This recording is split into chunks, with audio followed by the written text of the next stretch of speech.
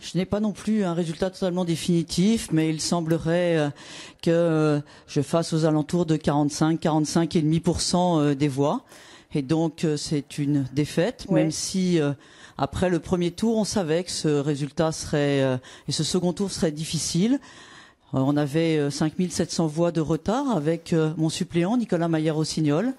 Nous avons comblé plus de la moitié de ce retard, mais c'est encore insuffisant par rapport à l'ensemble de la marche qui était celle du premier tour, donc de mon adversaire. Valérie Fournéron, donc aujourd'hui, c'est une défaite. Vous chutez vous aussi donc encore face à un candidat En Marche. Votre idée de la pluralité des opinions au sein d'une majorité n'a pas séduit. Qu'est-ce que ça vous procure comme sentiment ? Écoutez, je crois qu'aujourd'hui, moi, j'ai toujours gardé la sincérité de mon action publique, rester moi-même, c'est-à-dire avoir des valeurs de gauche et pouvoir porter ces valeurs au service de la responsabilité sur un territoire. Ce soir, j'ai perdu et je souhaite avant tout à notre pays. Le président de la République a une large majorité à l'Assemblée nationale qui se dessine. Je souhaite à mon pays de réussir et je souhaite que le débat démocratique puisse se poursuivre au sein de l'Assemblée avec la qualité nécessaire pour construire la loi. Quelle va être la suite de votre parcours, Valérie Fournéron ? Est-ce que vous allez faire partir de ceux qui vont reconstruire le PS ? Est-ce que vous allez vous investir toujours localement, mais différemment ? Comment vous voyez votre avenir ? Les choses sont assez simples. Moi, depuis 2014, j'avais choisi d'avoir un mandat unique. Ce soir, ce mandat de député, je l'ai perdu. Et donc, je n'ai plus de responsabilité politique sur le territoire. Cela fait un peu plus de 20 ans que je suis investi sur ce territoire. Et donc, je vais avoir une vie un peu nouvelle maintenant, avec sans doute la reprise d'une activité professionnelle et peut-être plus de temps au mien. Car l'engagement public, quand on le fait avec sincérité, avec beaucoup d'énergie, beaucoup d'engagement, comme je l'ai fait toutes ces années, il y a des moments à la fois, bien sûr, de grand bonheur, de grande satisfaction. Il y a aussi des moments plus difficiles, des moments de défaite, comme ce soir. Mais il y a aussi beaucoup de sacrifices pour votre environnement, pour votre parcours professionnel. Donc ce soir, c'est sans aucun doute une page qui se tourne pour moi. Mais je voudrais en terminer par remercier tous les électeurs et électrices qui nous ont fait confiance sur ce deuxième tour, même si c'est une défaite.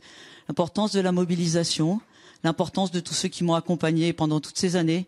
Et puis, permettez-moi un clin d'œil tout à fait particulier pour mes collaborateurs parlementaires, car contrairement à ce qui a pu être dit ces dernières semaines, ces derniers mois, les collaborateurs parlementaires sont en majorité des femmes et des hommes qui travaillent jour et nuit avec leurs députés. Merci beaucoup Valérie Fournéron et puis merci parce que vous avez joué le jeu, vous avez décidé de nous répondre ce soir malgré votre défaite. Philippe ? Ouais, une petite réflexion, c'est François Mitterrand qui disait « J'ai pas peur de mourir, j'ai peur de ne plus exister ». Et c'est vrai que pour les partis politiques aujourd'hui, c'est un peu la question qui se pose. Comment exister ? Comment renaître ? Comment redémarrer ?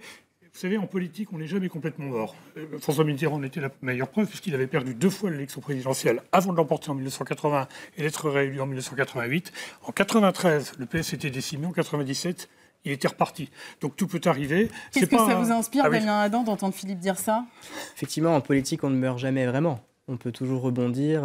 On a vu, par exemple, Chirac perdre à plusieurs élections et puis finir par être élu président de la République. Donc effectivement, tout peut arriver. Et vous êtes élu député de la première circonscription, a priori, ce soir. Maintenant, vous appelez monsieur mais le vous député. succédez à Valérie Bravo. Fournéron. Absolument. Magali nous le confirme. Que je voudrais d'ailleurs remercier dans son message, parce que c'est quand même été une députée, on n'était pas d'accord sur tout, notamment sur un certain nombre de sujets, mais je voudrais la remercier parce que ça a été une élue de terrain ces 10 dernières années, et du coup, il faut quand même célébrer le travail de terrain qu'elle a pu faire. Qu'est-ce que vous ressentez, vous, ce soir ?